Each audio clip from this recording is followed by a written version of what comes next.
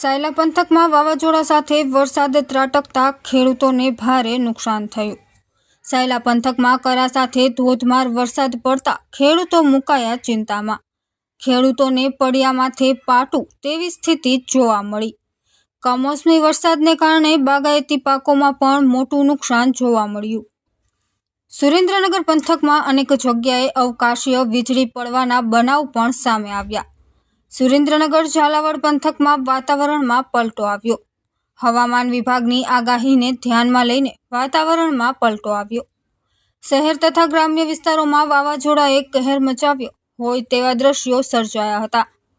વાવાઝોડાથી અનેક વૃક્ષો ધરાશાયી થયા હતા। વાવાઝોડાની અસરને કારણે અનેક વિસ્તારમાં વીજ વાયરો તૂટ્યા હોવાના સમાચાર મળ્યા। વાવાઝોડું આવતાની સાથે જ શહેર તથા ગ્રામ્ય વિસ્તારો સહિત અંધારપટ છવાયો। રસ્તાઓ બંધ થતાં અનેક વાહન ચાલકો ફસાયેલા જોવા મળ્યા। કમોસમી વરસાદે ખેડૂતની ચિંતા વધારી ભારે નુકસાની થઈ હતી।